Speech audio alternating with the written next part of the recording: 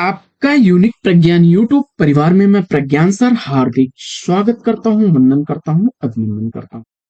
प्यारे साथियों, अगर आप टीजीटी पीजीटी जैसी प्रवक्ता LT grade UGC net JRF आज विभिन्न प्रतियोगी परीक्षाओं की तैयारी कर रहे हैं तो बिल्कुल सही प्लेटफॉर्म पर हैं और आज की यह पाठचर्या आपके लिए होने वाली है काफी महत्वपूर्ण, क्योंकि आज की इस पाठचर्या में प्रमुख कथनों से संबंधित वस्तुनिष्ठ प्रश्नों का करने वाले हम लोग वस्तुनिष्ठ अध्ययन या प्रैक्टिस सेट हल करना प्रारंभ करें। इससे पूर्व अगर वीडियो को पहली बार देख रहे हैं तो चैनल पर नए कृपया चैनल को सब्सक्राइब, वीडियो को लाइक और शेयर करना बिल्कुल ना भूलें। बिना समय गंवाए प्रारंभ करेंगे आज की इस पाठचर्या को और देखेंगे पाठचर्या के प्रैक्टिस सेट का आज का पहला प्रश्न। मनुष्य की श्रेष्ठ साधनाएं ही संस्कृति हैं, इस विद्वान का कथन है। इसका आपको जवाब बताना है। दिए गए विकल्पों में से सही विकल्प चयनित करिए और सही जवाब आपने विकल्प ए आचार्य हजारी प्रसाद द्विवेदी जी को चुना। आचार्य हजारी प्रसाद द्विवेदी बिल्कुल सही जवाब। बढ़ते हैं प्रश्न संख्या 2 की तरफ। दूसरा प्रश्न है कि वस्तुतः विन्यास की दृष्टि से कामायनी को दुखांत रचना मान लेने में कोई आपत्ति नहीं। वस्तुतः विन्यास की दृष्टि से कामायनी को दुखांत रचना मान लेने में कोई आपत्ति नहीं, इस विद्वान का कथन। सही उत्तर चयनित करिए और दिए गए विकल्पों में राइट आंसर के रूप में आपने इसको चुन लिया है नंद दुलारे वाजपेयी जी को, तो विकल्प डी के साथ बिल्कुल सही जवाब पर हैं आप, नंद दुलारे वाजपेयी। बढ़ते हैं क्रम संख्या 3। तीसरा प्रश्न, रसात्मक शब्दार्थ ही महाकाव्य है और उसकी छंदोमयी विशिष्ट विधा आधुनिक अर्थ में कविता, इस विद्वान का कथन है। तीसरे प्रश्न का राइट आंसर चयनित करिए और आपने विकल्प सी डॉक्टर नगेंद्र को चुना, तो सही जवाब पर है। प्रश्न संख्या 4। चौथा प्रश्न देखिए साथियों, उससे पूर्व एक सूचना, अगर आप वस्तुनिष्ठ हिंदी प्रमुख कथन विशेष पुस्तक को परचेज करना चाहते हैं तो इसके लिए आप हमें व्हाट्सएप नंबर 9415 94 0501 पर व्हाट्सएप कर सकते हैं। जिस पुस्तक से इन प्रश्नों को तैयार किया गया है उस पुस्तक को बाई करने के लिए आप हमें पीडीएफ के लिए लिखेंगे पीडीएफ 99, और जिसके लिए आपको 99 रुपए का शुल्क देना होगा। वहीं प्रिंटेड नोट्स के लिए आपको लिखना होगा हिंदी 2024 और इस कोड के लिए आपको 259 रुपए की धनराशि देनी होगी।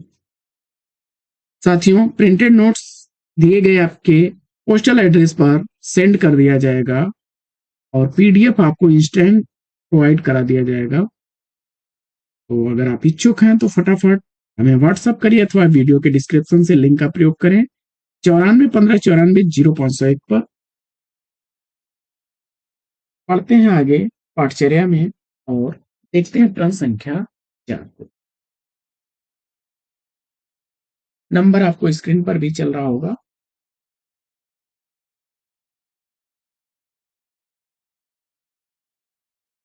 चौथा प्रश्न, आधुनिक काल में गद्य का विकास सबसे प्रधान साहित्यिक घटना है, इस विद्वान का कथन। और इस प्रश्न का जवाब आपने सेलेक्ट कर लिया होगा विकल्प सी आचार्य रामचंद्र शुक्ल को, राइट आंसर पर है। प्रश्न संख्या 5। पांचवा प्रश्न है, यदि द्विवेदी जी न उठ खड़े होते तो जैसी अव्यवस्थित व्याकरण विरोध उटपटांग भाषा चारों ओर दिखाई पड़ी थी उसकी परंपरा जल्दी न रुकती, इस विद्वान का कथन। दिए गए विकल्पों में से सही विकल्प आपने आचार्य शुक्ल जी को चुना, आचार्य रामचंद्र शुक्ल, तो विकल्प सी के साथ सही जवाब पर। बढ़ते हैं आगे और देखते हैं प्रश्न संख्या 6 को। छठवां प्रश्न, आदर्शवाद जहां आकाश है उच्चता है वहीं यथार्थवाद का विषय पथरीली धरती है लघुता है, इस विद्वान का कथन। साथियों, इसमें से सारे ही विकल्प आपके त्रुटिपूर्ण हैं। जवाब में जयशंकर प्रसाद होगा।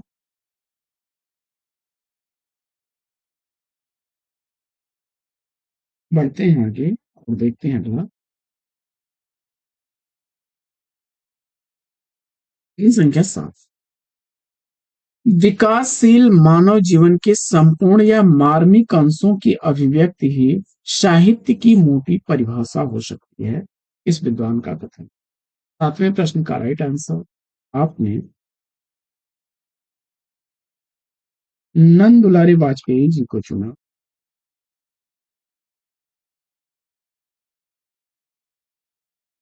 तो विकल्प बी बिल्कुल सही। 8वां प्रश्न।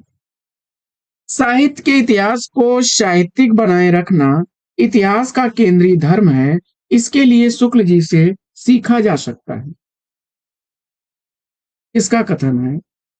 और प्रश्न संख्या 8 का सही जवाब। तो दिए गए विकल्पों में से विकल्प डी का चयन किया आपने, इसमें से कोई नहीं राइट आंसर हो जाएगा। यह डॉक्टर बच्चन सिंह का कथन है। डॉक्टर बच्चन सिंह का कथन है। बढ़ते हैं आगे और देखते हैं प्रश्न संख्या 9 को। 9वां प्रश्न है कि कविता ही मनुष्य के हृदय को स्वार्थ संबंधों के संकुचित मंडल को ऊपर उठाकर लोक सामान्य भाव भूमि पर ले जाती है, जहां जगत की नाना गतियों के मार्मिक स्वरूप का साक्षात्कार और शुद्ध अनुभूतियों का संचार होता है, इस विद्वान का कथन। दिए गए विकल्पों में आपने सेलेक्ट कर लिया होगा विकल्प सी, आचार्य रामचंद्र शुक्ल जी को राइट आंसर है आपका विकल्प सी। प्रश्न संख्या 10। 10वां प्रश्न है कि काव्य संसार के प्रति कवि की भाव प्रधान मानसिक प्रक्रियाओं की कल्पना की ढांचे में ढली हुई श्रेय की प्रेम रूपा प्रभावोत्पादक अभिव्यक्ति है, इस विद्वान का कथन। काव्य संसार के प्रति कवि की भाव प्रधान मानसिक प्रक्रियाओं की कल्पना की ढांचे में ढली हुई श्रेय की प्रेम रूपा प्रभावोत्पादक अभिव्यक्ति है, इस विद्वान का कथन है। 10वें प्रश्न का सही जवाब विकल्प बी बाबू गुलाब राय चुना आपने राइट आंसर के साथ में। बाबू गुलाब राय इसका सही जवाब है। बढ़ते हैं 11वें प्रश्न की। 11वां प्रश्न। अदोषौ सगुणौ शालंकारौ च शब्दार्थे काव्यम, किसकी उक्ति है, किसका कथन है। सही जवाब आचार्य हेमचंद्र को चुना आपने विकल्प सी के साथ राइट आंसर पर है। प्रश्न संख्या 12। साथियों, वस्तुनिष्ठ हिंदी प्रमुख कथन विशेष पुस्तक को बाई करने के लिए आप हमें मोबाइल नंबर 9415940501 पर व्हाट्सएप कर सकते हैं। PDF 99 लिख करके भेजेंगे तो आपको 99 रुपए के शुल्क के साथ PDF प्रदान किया जाएगा। वहीं हिंदी 2024 लिख करके भेजेंगे तो आपको 259 रुपए की सहयोग धनराशि देनी होगी और आपको प्रिंटेड नोट्स आपके दिए गए पते पर सेंड कर दिया जाएगा। 12वां प्रश्न। चित्रकार अथवा किसी अन्य कलाकार की ही तरह कवि भी अनुकरता है, किसका कथन है। जवाब में आपने अरस्तू को चुन लिया तो सी विकल्प के साथ सही जवाब। प्रश्न संख्या 13। 13वां प्रश्न है कि केदार छायावादोत्तर कविता के सुमित्रा नंदन पंत हैं, किस विद्वान का कथन। केदार छायावादोत्तर कविता के सुमित्रा नंदन पंत हैं, किस विद्वान का कथन है। सही जवाब आपने बच्चन सिंह विकल्प बी को चुना राइट आंसर। प्रश्न संख्या 16। 16वां प्रश्न है कि भावना ज्ञान और कर्म जब एक सम पर मिलते हैं तभी युग प्रवर्तक साहित्यकार प्राप्त होता है। भावना ज्ञान और कर्म जब एक सम पर मिलते हैं तभी एक युग प्रवर्तक साहित्यकार प्राप्त होता है, इस विद्वान का कथन। सही जवाब आपने सेलेक्ट किया होगा इसको। इसमें से कोई नहीं। भावना ज्ञान और कर्म जब एक सम पर मिलते हैं तभी एक युग प्रवर्तक साहित्यकार प्राप्त होता है, यह कथन है महादेवी वर्मा जी। महादेवी वर्मा जी का अगला प्रश्न। सूर्य और चंद्र हिंदू और इस्लामी संस्कृति के पारंपरिक प्रतीक हैं, किस विद्वान का? सूर्य और चंद्र हिंदू और इस्लामी संस्कृति के पारंपरिक प्रतीक हैं, यह कथन है राम स्वरूप चतुर्वेदी जी का। विकल्प ए है इसका। 16वां प्रश्न। रसात्मक शब्दार्थ ही काव्य है और उसकी छंदोमयी विशिष्ट विधा आधुनिक अर्थ में कविता, किसका कथन है? प्रश्न रिपीट हो गया, मैं गिन। अगला प्रश्न है कि करुणा दुखात्मक वर्ग में आने वाला विकार। करुणा दुखात्मक वर्ग में आने वाला विकार है, किस विद्वान का कथन? आचार्य रामचंद्र शुक्ल। विकल्प सी को चुना आपने तो राइट आंसर। प्रश्न संख्या 18। रचना यदि जीवन के अर्थ का विस्तार करती है तो आलोचना रचना के अर्थ का, किस विद्वान का कथन? रचना यदि जीवन के अर्थ का विस्तार करती है तो आलोचना रचना के अर्थ का, यह कथन है राम स्वरूप चतुर्वेदी जी का। विकल्प ए के साथ सही जवाब। प्रश्न संख्या 19। 19वां प्रश्न है कि पूर्ववर्ती व्यक्तिवादी इतिहास प्रणाली के स्थान पर सामाजिक जाति ऐतिहासिक प्रणाली को आरंभ करने वाली यह पहली हिंदी पुस्तक है, इस विद्वान का कथन?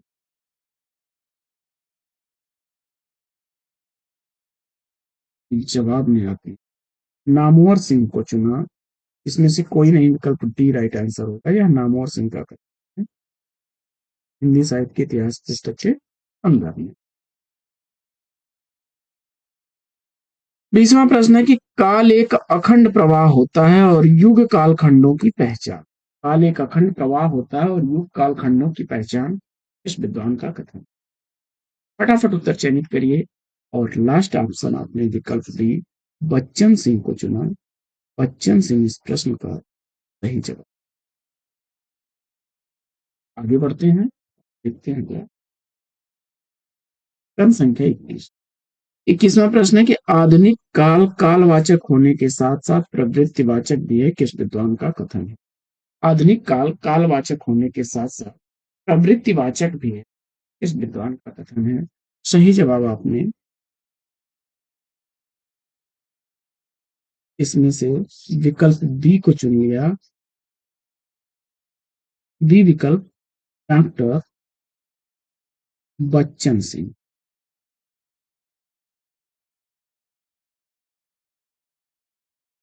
संख्या 22।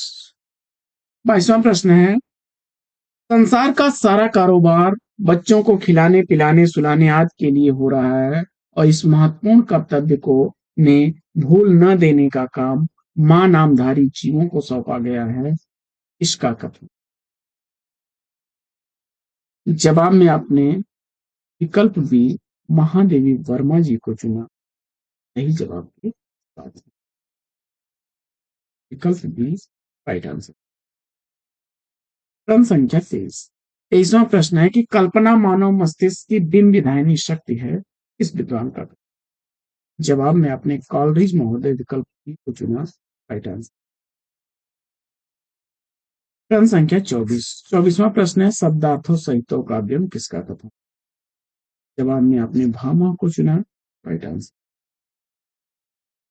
अगला प्रश्न है कि छायावादी काव्य में भारतीय परंपरा के जीवन तत्वों का समावेश हुआ है, किसका कथन है?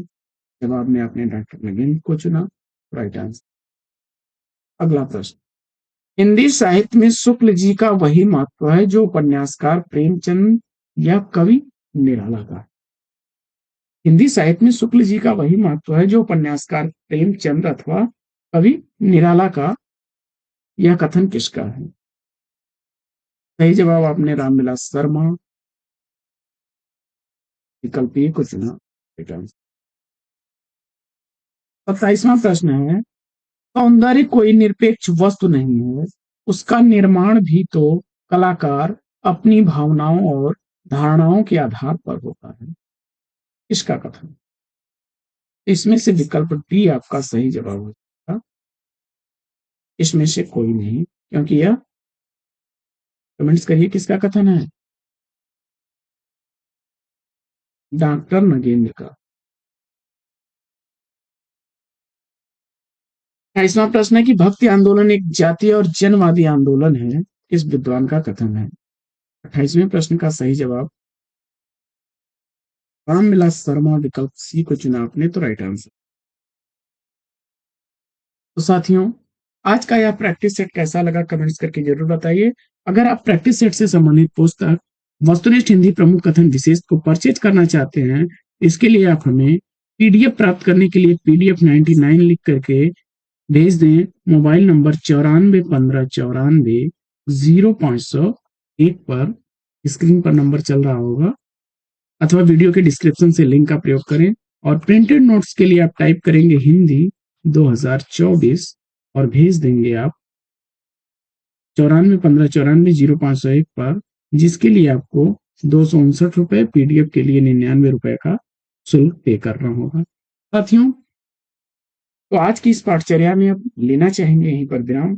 फिर मिलेंगे आपसे अगले वीडियो में एक नए प्रकरण, एक नया टॉपिक, एक नए अंदाज में। तब तक के लिए लेते हैं आपसे विदा। आपका जीवन मंगलमय हो। बेस्ट विशेष, बेस्ट ऑफ लक। जय हिंद साथियों।